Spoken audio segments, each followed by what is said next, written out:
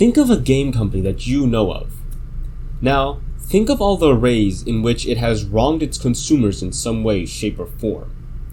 It really makes you ask the question, why do so many game companies start to collapse under themselves after they become insanely popular?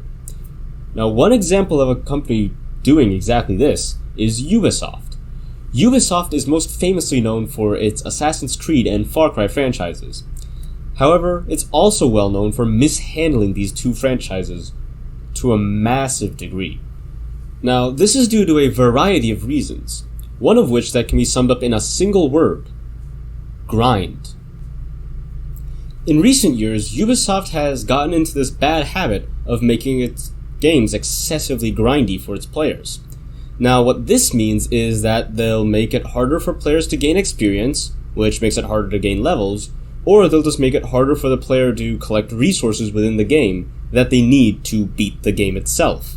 Now, this is done for two reasons, one of which is to make Ubisoft's games seem longer, which then make it look better on charts, because it looks like there's more content for the players to do.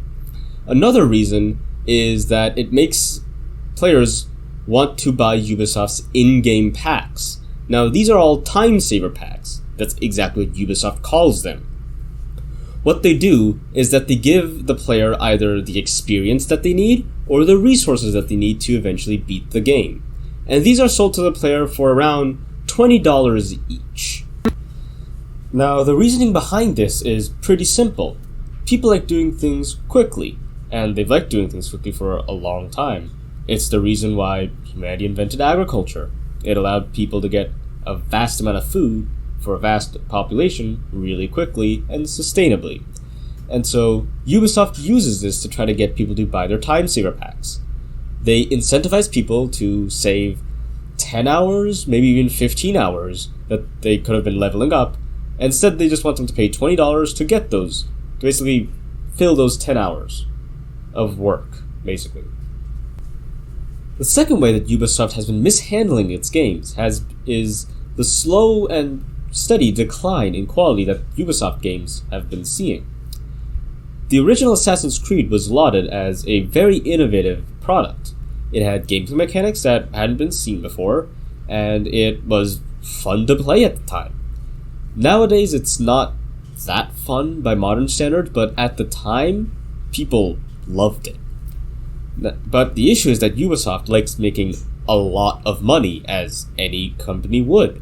And so they had a very successful product on their hands. And what's the best way to maximize profits? Release that product every single year. And so Ubisoft started doing exactly this. Annually, they would release an Assassin's Creed game. They've stopped doing this in recent years, but that's only been for the newest three, Origins, Odyssey, and Valhalla. But before that, it was a new game every single year. And someone doesn't have to be a game developer to know that this is a serious issue. Releasing a new game every single year meant that developers didn't have the time on their hands to come up with new ideas for every single quest. So what ended up happening was you'd be basically doing the same exact quest in every single game. All that would change would be who you're doing the quest for and who you're doing the quest as. To summarize, Ubisoft is emblematic of the idea that game companies collapse underneath themselves when they become too popular. And Ubisoft collapsed underneath itself because of one simple idea: greed. They saw that their franchises were doing really well in the markets, so they started releasing iterations of them every single year. This created not only a large drop in quality, but also an incredible amount of grindiness in them.